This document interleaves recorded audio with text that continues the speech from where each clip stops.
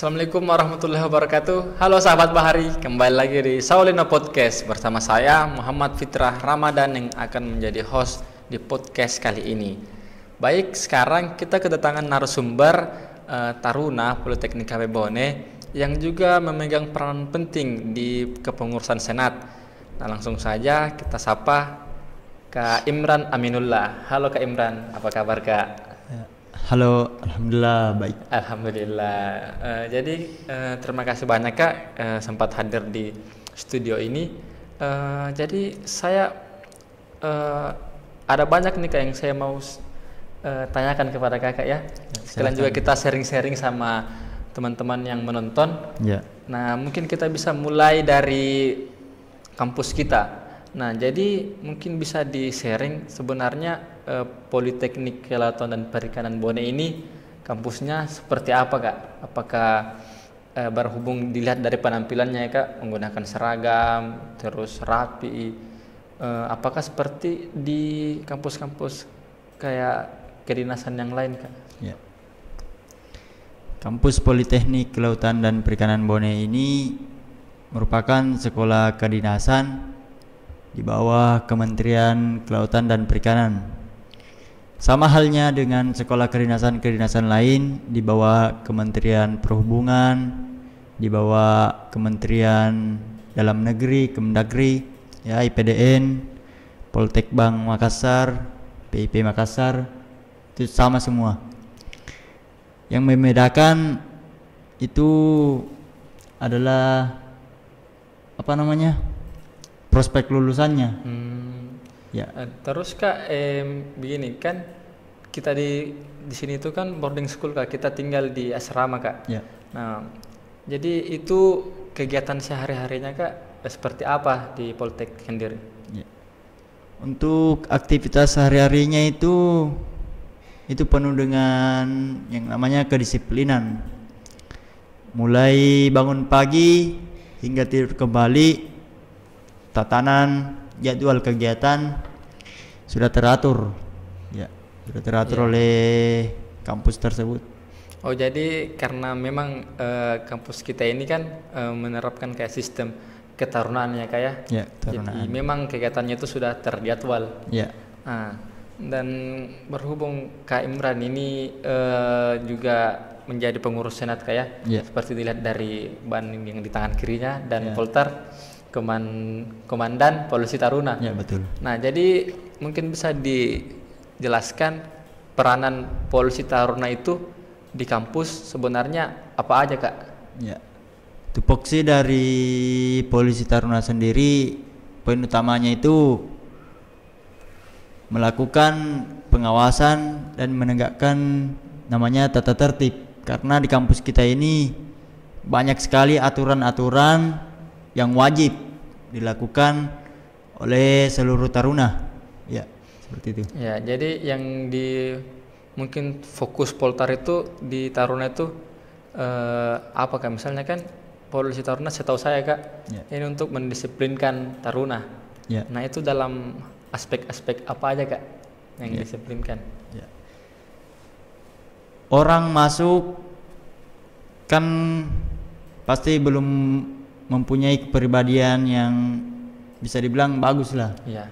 Makanya kita masuk di sini haruslah dan dituntut untuk mempunyai kepribadian yang baik setelah lulus nantinya, yaitu dilakukan yang namanya pembinaan ya, secara persuasif, secara kekeluargaan, sili asa, sili asi, sili asu, itu saling mencintai, saling mendidik dan saling membina.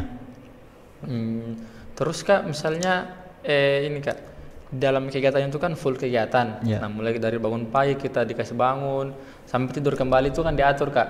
Nah, dalam bukan jam 6 pagi kita bangun. Maksudnya dari jam 4 pagi dari sudah jam 4 bangun. pagi. Ya. Dari pagi-pagi sekali itu jam 4 pagi kita sudah dipersiapkan untuk persiapan ibadah sampai tidur kembali Kak. Ya. Nah, betul. itu pasti dalam kegiatan sehari itu pasti ada kayak yang belok-belok sedikit. Iya. Nah, jadi Poltar itu cara menyikapi teman-teman yang kayak begitu bagaimana Kak? Ya. Ya. Ketika ada taruna-taruna yang tidak sesuai dengan tata tertib yang berlaku di kampus kita ini, maka dilakukan teguran-teguran ataupun pemberian sanksi. Makanya pembinaan di sini itu ketika taruna melakukan dan mendapatkan suatu prestasi, maka diberikan suatu apresiasi. Tetapi ketika taruna tersebut melenceng dari aturan tata tertib, maka diberikan sanksi yang berlaku sesuai buku pedoman pembinaan karakter yang seluruh taruna itu pegang itu bukunya. Jadi di buku itu semua sudah ada tertulis Kak.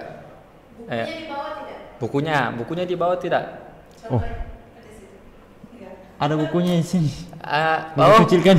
Ini buku kondit ini. Oh iya. Ya, kalau buku pedoman pembinaan karakternya kan. Jadi yang di bawah itu hanya buku konditnya. Iya. Buku pedomannya itu kita baca di kamar asrama biasanya. Terus Kak, selain misalnya kan yang diperhatikan itu dari kegiatannya, kalau ada yang tidak ikut kegiatan disiplinkan, disuruh ikut. Ya. Nah selain itu apa lagi Kak? Misalnya kerapiannya Kak? Ya, kan taruna wajib menjaga kerapihan dan kebersihan diri serta lingkungan kampus. Nah setuju banget. Ya, maka dari itu ketika taruna tersebut memiliki pakaian yang kurang menarik, kurang rapi, dalam artian mereka tidak setrika, tidak beraso, ataupun tidak semir sepatu PDH-nya, maka dilakukan teguran-teguran. Dan bila perlu, kalau pelanggaran itu terus berlarut, tidak dia laksanakan sesuai ketentuan yang berlaku, maka mereka akan dilakukan pemberian sanksi fisik. Contohnya lah seperti push up. Ya. Oh iya, jadi untuk hal-hal seperti itu Kak, saya sangat setuju sekali Kak, karena memang di Politeknik Kelautan Perikanan ini kan Kak, dari kementerian itu kita difokuskan untuk menciptakan sumber daya manusia Kak yang unggul. Ya. Nah sedangkan untuk menciptakan SDM yang unggul itu memang yang diperhatikan memang itu tadi Kak, yang ketiga-tiga yang tadi Kakak sebutkan. Yang pertama itu kita harus pintar ya Kak. Ya. Kita harus kalau tidak masuk belajar kan disuruh Kak masuk, kalau tidak masuk kelas pasti disiplinkan, harus masuk kelas oleh polisi taruna. Terus kalau misalnya juga kurang bagus etikanya Kak, nah, ditegur kan Kak, diajar, terus tidak rapi lagi, disuruh rapi, tidak peduli lingkungan, jadi sangat ada buang sampah sembarangan, nah, itu pasti ditegur lagi Kak. Nah jadi dari tiga hal ini Kak, logika, etika, estetikanya itu memang di kampus ini sangat diperhatikan. Nah ternyata saya baru sadar, memang untuk menjadi SDM yang maju itu kita harus menyeimbangkan ketiga ini, bukan hanya pintar, tapi juga kita harus memiliki etika. Nah bukan juga cuma itu keduanya, kita juga harus memperhatikan kerapian kita, betul. Kita, kebersihan lingkungan kita. Nah seperti sudah ada nih contohnya Kak, negara Jepang. Nah kan kemarin itu Kak dibom kan, hancur. Betul. Nah tapi kenapa bisa berkembang lagi dengan cepat? Karena ternyata dia memperhatikan ketiga itu. Logikanya bagus, etikanya kita sudah tahu sendiri bagaimana orang Jepang etikanya. Terus estetikanya, bagaimana bersihnya Jepang, bagaimana rapinya. Nah ternyata memang itu Kak. Jadi mungkin ini yang harus kita paham betul bersama-sama, bahwa apa yang sering kita ditanamkan oleh kampus, oleh polisi taruna, bahwa perhatikan kerapianmu, perhatikan lingkunganmu, masuk belajar, itu semua untuk kita kebaikan diri sendiri. Untuk kebaikan diri sendiri. Betul sekali Kak. Jadi sebenarnya itu kayak mau disampaikan sama teman-teman ya Kak, sharing, karena banyak yang salah paham nih Kak. Terkadang kalau dihukum, kenapa kita dihukum lagi nih, kenapa kita ditegur lagi nih sedikit-sedikit. Nah terus Kak, masalah selain itu Kak, kan di sini juga kan Kak, ada akademik Kak. Nah sebagai memegang jabatan yang penting, bagaimana caranya menyeimbangkan itu Kak, masalah akademik dan organisasi? Untuk menyeimbangkan kegiatan dari organisasi pengurusan taruna dengan akademik kampus, kita perlu ketahui jadwal-jadwalnya. Apakah kegiatan akademik ini bertabrakan dengan kegiatan dari organisasi Senat Taruna itu sendiri.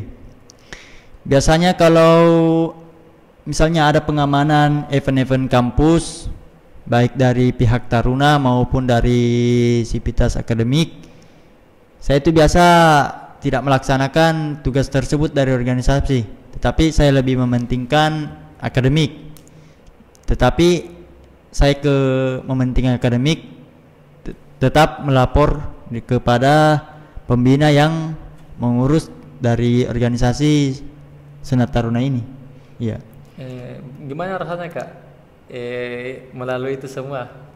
Berat nggak atau ada perasaannya Kak ini selama menjabat bagaimana?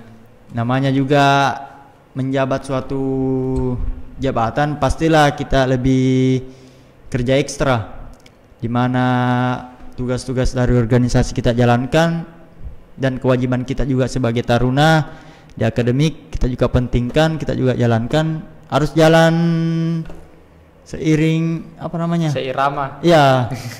Harus seirama. Betul. Iya. Terus Kak misalnya nih sebagai poltar Kak, misalnya ada yang melakukan pelanggaran. Ya. Nah, melakukan pelanggaran mungkin etikanya kurang ajar. Ya. Nah, terus bagaimana Kak respon poltar itu sendiri Kak menyikapi hal-hal seperti itu? Ya. Saya sebagai Komandan Polisi Taruna selalu memberitahu kepada polisi Taruna di bawah saya bahwa ketika kita menghadapi seorang Taruna yang melakukan pelanggaran, kita itu jangan melakukan yang namanya kekerasan, jangan. Karena kekerasan di era sekarang itu kalau saya bilang tidak perlu lagi. Karena kita hanya bisa harus memberikan pengertian kepada Taruna tersebut bahwa hal yang kamu lakukan itu salah. Kemudian kau lakukan hal ini benar. Maka Taruna-Taruna yang melenceng dari tata tertib tersebut memang kita harus luruskan mereka. Diluruskan Kak. Iya. Jadi memang di kampus ini kekerasan itu sudah dilarang ya Kak. Iya, dilarang sekali. Memang dilarang memang Iya. Kak dari dulu. Jadi mungkin teman-teman yang pikir sekolah semi militer itu kekerasan kayak sebenarnya itu salah ya. Itu hanya image yang mungkin yang lama-lama yang dulu-dulu itu Kak. Iya. Karena memang waktu kan banyak orang yang bilang tuh Kak, kalau sekolah-sekolah begitu tuh sering kekerasan orang tua dulu begitu. Iya. Itu kan hal-hal yang dulu kayak kan. Iya. Maksudnya sudah tidak relevan sudah di zaman sekarang. Betul. Ya karena sering perkembangan pengetahuan, ternyata ada hal yang lebih penting diperhatikan, yaitu pembentukan mentalnya. Iya. Nah, sedangkan ini juga bukan berarti semi militer itu juga harus kayak dilatih menjadi militer. Iya. Ini yang banyak Kak yang salah paham. Iya. Nah, bukan kompetensi militer tapi semi militer yang dimana lebih berfokus terhadap pembentukan karakter seperti mental, bertanggung jawab, jujur, rela setia, loyalitasnya. Itu yang sebenarnya dibentuk, bukan cenderung kepada fisik. Apalagi kita sudah mahasiswa ya kan Kak. Tidak semuanya itu masalah dihadapi dengan emosional. Ya, betul sekali. Walaupun mungkin ada berbeda pendapat, itu kan hal yang wajar ya Kak menurut saya. Makanya kita sebagai Taruna senior ya selalu menanamkan 3 aspek utama, 3 hal pokok utama kepada yang pertama itu respect ya. Maksud dari respect ini yaitu dengan menyikapi tugas-tugas dari atasan itu kita lakukan secara bertanggung jawab. Iya Kak. Ya. Betul. Secara cepat. Pokoknya bagaimana kita tanggapi tugas-tugas tersebut, pokoknya semampu kita, semaksimal mungkin. Kemudian hal pokok yang kedua itu hierarki. Kita itu mendapatkan tugas, kita lihat dari jenjang jabatan. Ya, makanya ada namanya pembinaan berjenjang ya. Tingkat 3 awasi tingkat 2, tingkat 2 awasi tingkat 1. Ya. Kemudian ada namanya loyalitas. Ya, ini loyalitas perwujudan dari respek tersebut, yaitu pokoknya menerima perintah atasan.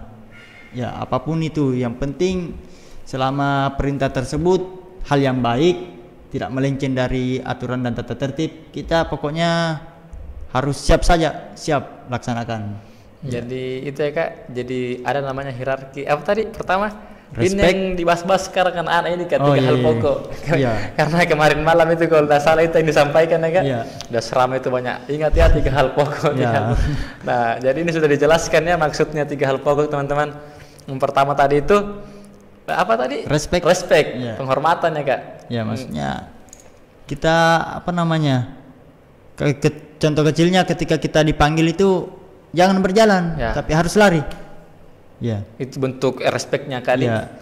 Terus hierarki. hierarki. Nah, artinya ada madya, ada perdana dan remaja. Kita harus Iya. tahu posisi kan. Kita harus tahu Ya.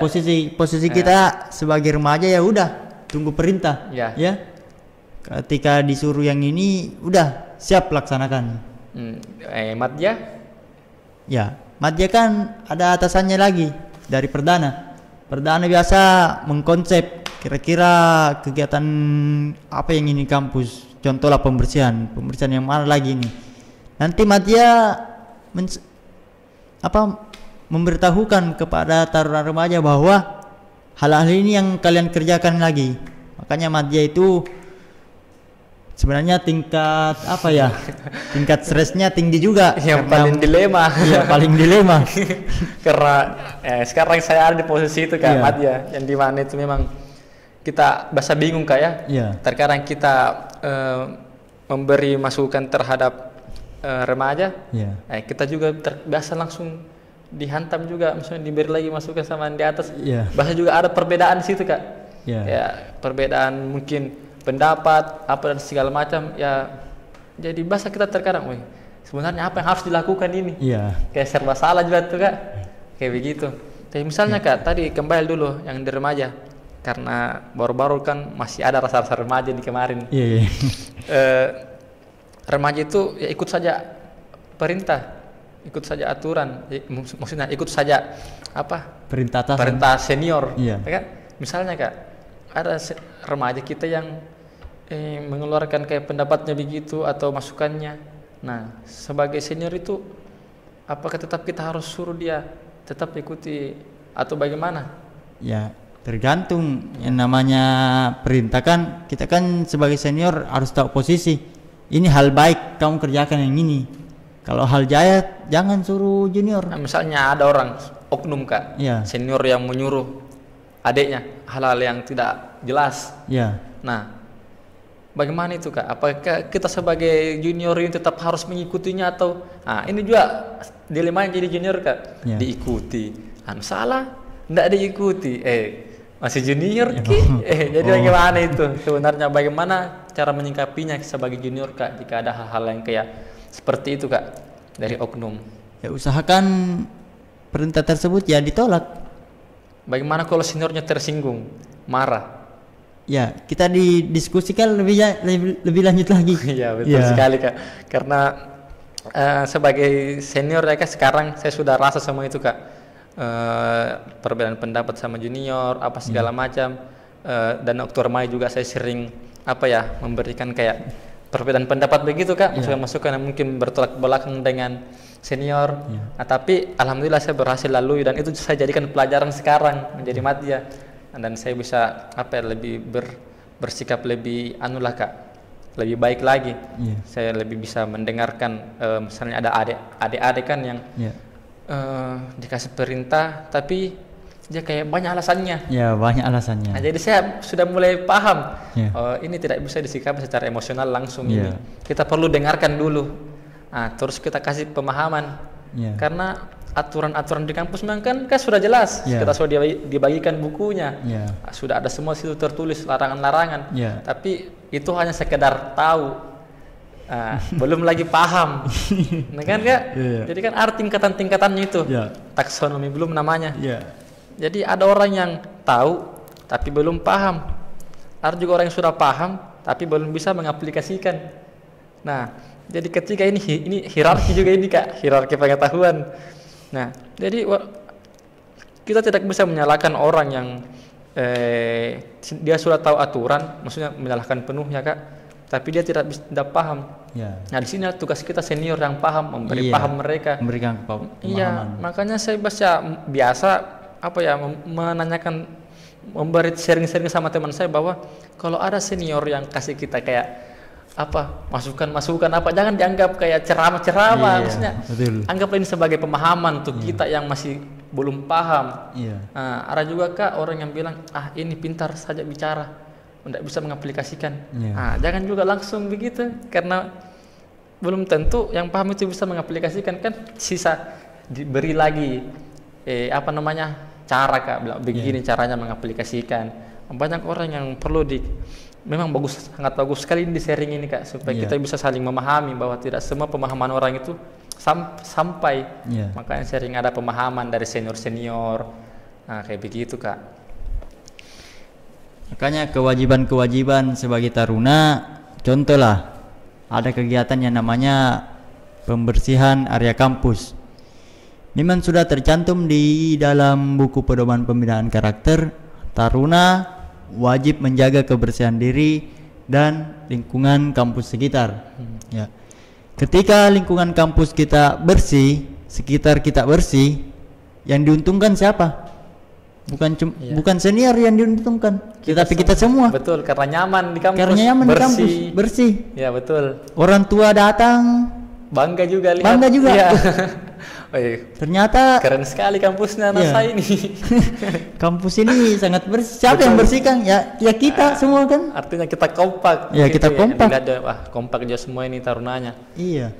Ya, jadi ini memang masalah perspektif juga, masalah sudut pandangnya. Ya, orang yang mau teman-teman, mungkin kita semua yang mau diluruskan lagi ke hal-hal yang positif, karena itu hal-hal kayak begitu kayak mungkin karena masih kurang pemahaman yang kita dapatkan.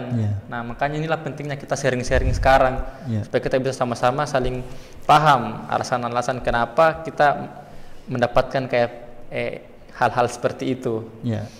Biasa contoh kasus itu saya sebagai tingkat 3 mengarahkan tingkat 2 untuk pembersihan. Mereka itu masih bingung. Ini yang kerja siapa, saya atau remaja? Ya kau kan sudah tingkat 2. Ada remaja, ya panggil beberapa orang remaja untuk bantu kamu, tapi kamu yang ngawasi. Betul. Iya. Jadi makanya tercipta di situ yang namanya hierarki. Betul sekali. Iya, karena saya memang baca Kak begitu. Tingkat 2 bertanggung jawab kepada satu tingkat di bawahnya. Iya, betul. Nah, jadi tingkat 3 bertanggung jawab juga pada satu tingkat di bawahnya. Iya. Jadi perdana bertanggung jawab sama madya. Madyanya bertanggung jawab sama remaja. Nah, jadi misalnya kalau perdana arahkan madya arahkan remaja. Jadi perlu teman-teman ketahui bahwa nama tingkatan itu di sini ada 3 ya. Waktu pertama kita masuk itu ada namanya catar ya, calon taruna. Itu nanti setelah pelaksanaan basis selama 3 bulan baru menyandang namanya tingkat 1 remaja. Kemudian tingkat 2 itu madya.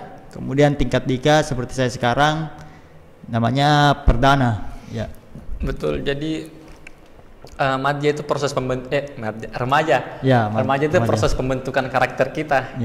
Istilahnya kalau di bahasa budidaya itu aklimatisasi. Kayak diadaptasikan penyesuaian diri di lingkungan yang baru. Nah, jadi kalau kita betul-betul seriusi menjalani remaja ini, insya Allah pada saat madya kita sudah lebih bagus lagi karakternya. Tidak kesulitan menjadi senior. Banyak yang kesulitan. Banyak yang gagal di sini di proses remaja ini Kak, yang mungkin sudah melupakan basis-basisnya. Bahwasanya memang kampus kita ini harus bagaimana caranya setelah kita lolos dari remaja tingkat 2 kita sudah bisa menjadi teladan. Sudah siap jadi senior. Senior memberi teladan kepada adik-adik yang baru masuk. Makanya jangan sampai waktu masa remaja mereka tidak serius, pas naik tingkat 2 jadi senior ambigu. Jadi senior ini bagaimana ya? Betul. Apakah sudah bisa melakukan kesalahan? Oh tidak. Karena menurut saya itu senior itu adalah memberikan satu keteladanan. Karena satu keteladanan itu lebih bermakna, lebih berarti dari 1000 kata-kata. Betul sekali itu Kak. Betul, karena memang orang itu butuh contoh. Butuh contoh, Iya, betul. kita butuh langsung lihat, oh begini, begini yang dimaksud. Iya. Tapi kalau kata-kata saja, kayak seperti Iya. apa, kayak bagaimana, Iya. mana anunya contohnya. Mana contohnya? Betul. Memang apa ya Kak, dinamika kayak seperti itu Kak, itu sebenarnya yang buat kita semua dewasa di kampus Iya. ini. Tapi kenapa saya tadi bilang banyak yang gagal? Mungkin karena dia tidak berhasil maknai Kak. Iya, Ah, betul. dia tidak berhasil maknai bahwa hal-hal kecil kayak begini saja kayak kalau ketika kita lewat di depan senior terus kita tidak hormat, Iya. tuh Kak, terus ditegur, dia tidak bisa maknai, oh ternyata salahku karena saya tidak bisa Pak, kurang rasa hormatku. Iya. Jadi pada saat senior dia tidak bisa mengaplikasikan itu karena dia tidak tahu maknanya Kak. Iya, tidak tahu Ya maknanya. mungkin kalau di kehidupan sehari-hari itu kayak kita disenggol sama orang, orangnya, tak kita rasa, terus kita tidak maknai ini kejadian. Jadi kita bodo amat saja. Ya. Jadi kita pada saat lewat ke orang terus kita senggol, kita juga tidak minta maaf. Iya, betul. Beda kalau kita maknai Kak, misalnya kita disenggol, terus kita berpikir, oh begini ya rasanya kita disenggol, kayak baru tidak minta maaf lagi tuh orang, jengkel ki. Berarti saya nanti kalau harus senggol orang harus kayak minta maaf supaya udah sakit hati. Jadi sesimpel hal-hal begitu sih Kak sebenarnya. Karena ketika kita sudah menjadi sudah menjadi dewasa seperti ini, itu rasa kesalahan itu dan kebenaran itu sudah kita tahu sebenarnya semua dan terasa dalam hati. Ketika kita berbuat salah itu pasti hati itu ini salah ini. Iya. Pasti itu hati berbicara. Sebenarnya terkadang ditahu diri kita kan. Iya, ditahu. Cuman itu biasa kayak masih kurang kurang paham sebenarnya. Ada juga taruna-taruna junior yang melakukan kesalahan tapi mereka itu mempunyai gengsi masing-masing, tidak mau juga minta maaf. Ya. Tetap dia pertahankan bahwa yang saya lakukan ini benar. Saya tidak berasa, saya tidak semir, tidak apa-apa. Padahal taruna itu wajib menjaga kebersihan diri dan lingkungan kampus. Kerepiannya apa? Jadi memang perlu banget itu Kak di sharing kita kayak tadi malam itu saya suka sekali tuh kayak pemahaman-pemahaman begitu supaya kita bisa lebih paham lah. Oh ternyata memang kewajiban kita ini seperti ini dan memang tujuannya itu untuk kebaikan kita sendiri juga. Iya. Contohlah penggunaan seragam. Kebetulan penggunaan seragam kita ini berbeda ya. Beda warna. Iya, karena di angkatan berapa kamu? Angkatan 6 ya. Tahun berapa kamu masuk? 2021. Ya. Kebetulan saya angkatan 5 masuk di tahun 2020. Angkatan terakhir yang menggunakan pakaian dinas warna biru. Kemudian dilanjutkan angkatan 6, baju dinasnya sudah berubah. Ada perubahan dari Kementerian Kelautan dan Perikanan tersebut. Iya, karena saya dengar juga Kak, ini seluruh politeknik yang yang dinaungi oleh kementerian itu mau digabung Kak. Jadi mau diseragamkan semua seragamnya. Ya, digabungkan. Salah satu Kak, salah satu program dari kementerian. Namanya nanti itu diubah menjadi OI. Ocean Institute of Indonesia. Jadi ini salah satu salah satu programnya FOGA. Ya, FOGA. Nah, karena itu FOGA itu adalah implementasi dan tugas dari fungsi Badan Penyuluhan dan Pengembangan Sumber Daya Kelautan dan Perikanan itu sendiri dengan melalui pendidikan tinggi vokasi yaitu Ocean Institute of Indonesia yang tersebar di seluruh Indonesia dengan kampus utama yaitu Politeknik Kelautan Ahli Usaha AUP. Ya, Ahli Usaha Perikanan. Politek AUP Jakarta. Ya, jadi maksudnya ini FOGA jadi kita dipersiapkan memang untuk jadi bagian dari ekonomi biru. Ya, pokoknya kita ini menjadi aktor dan berperan penting dalam pengembangan di sektor kelautan dan perikanan. Apalagi Kak, mengingat berhubung memang sumber pendapatan Indonesia lebih paling banyak itu katanya Kak di bagian kelautan. Karena berapa persen? Kalau tidak salah itu sebagian besar persen luasnya itu Indonesia memang di laut Kak.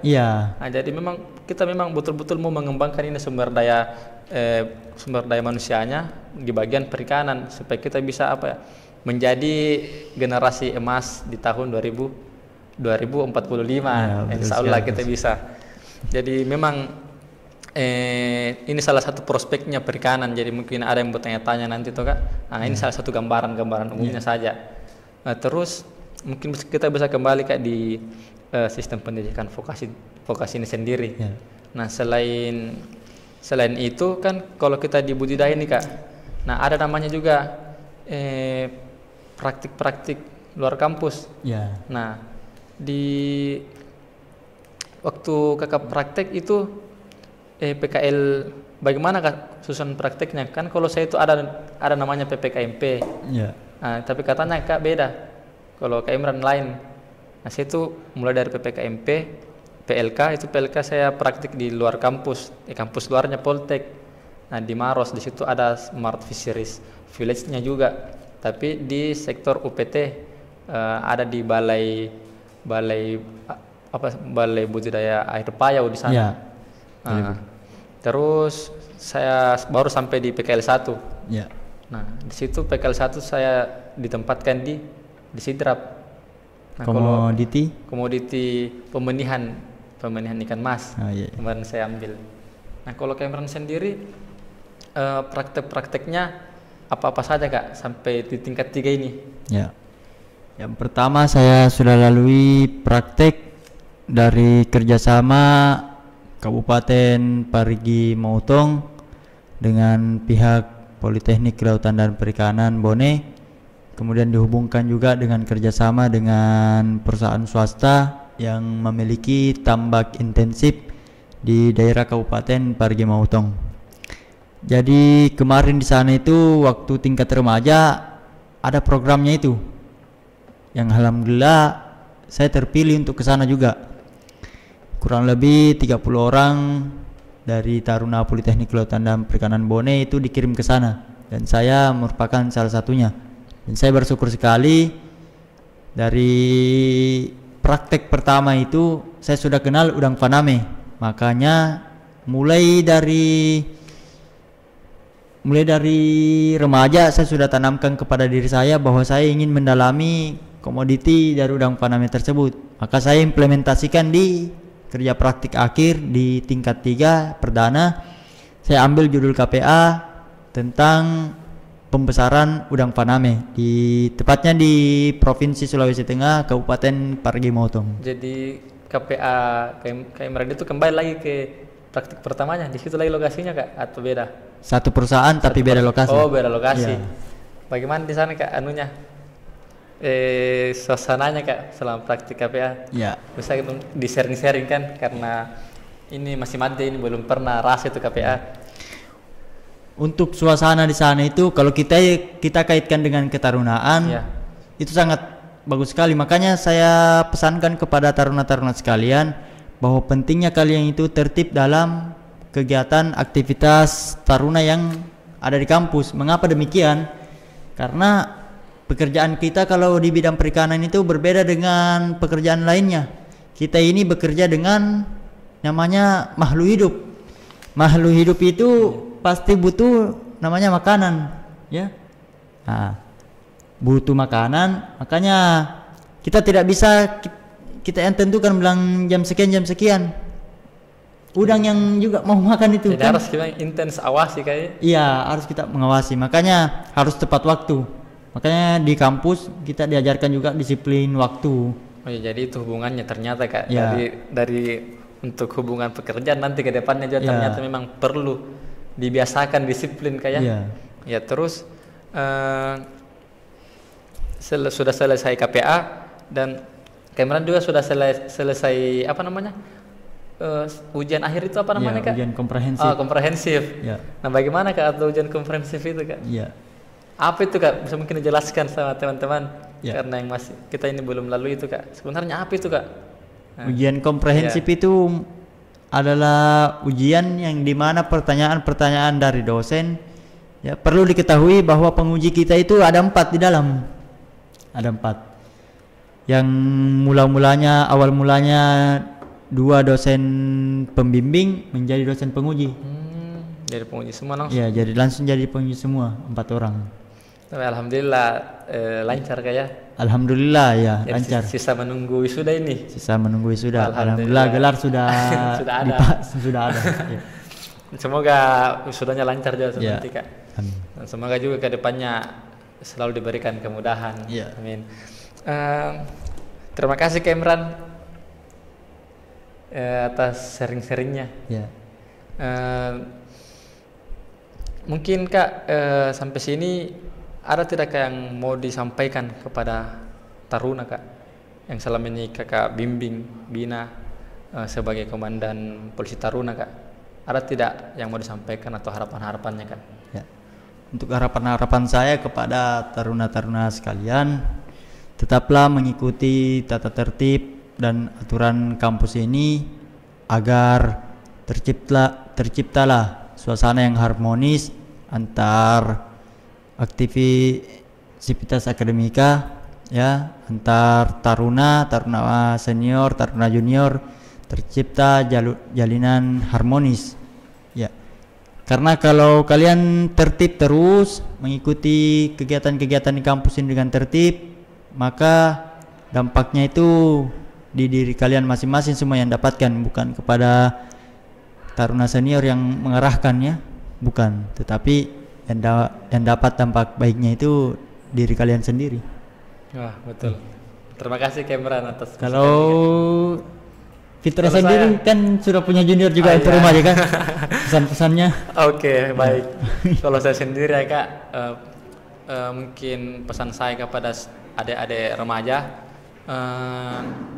kalau bisa adik-adik ini lebih bisa meningkatkan pemahamannya terhadap aturan-aturan, Iya. biar tidak salah pemahaman. Dan kalau bisa juga kalau ada yang nggak ditahu, jangan diam tapi bertanya. Iya. Nah itulah gunanya senior deh, supaya kita bisa sharing-sharing. Kalaupun ada yang nggak ditahu, kita bisa cari sama-sama. Jadi jangan anggap senior itu sebagai orang yang menakutkan, ya, Iya, betul. tapi anggap kita sebagai kakakmu, Iya. supaya kita bisa komunikasi itu lancar. Nah karena itu sebenarnya kunci permasalahan itu Kak, karena komunikasi yang tidak lancar. Kalau kita sebagai manusia, mungkin yang namanya manusia pasti punya perasaan, Betul. pasti setuju. Suatu hubungan yang baik tercipta dari komunikasi yang Komunikasi baik yang pula. baik, ya. Tidak ada hubungan yang baik kalau komunikasinya itu putus-putus terus, Iya, itu kan. betul. Tidak ada orang bisa ramal perasaannya orang, pasti Iya. harus dulu ditanya. Ya. Dan Lautan ya, dalam bisa diukur, hati seseorang mana kita tahu. Weh, keren keren. Oke, mungkin itu kata-kata penutup pada podcast kali ini. Terima kasih Kak Imran sekali lagi, terima Ya. kasih atas waktunya. Semoga Kak Imran semakin sukses ke depannya. Amin, sama-sama. Ya, saya sebagai host juga berterima kasih kepada penonton yang setia menonton podcast ini. Kami tutup. Assalamualaikum warahmatullahi wabarakatuh. Waalaikumsalam warahmatullahi wabarakatuh.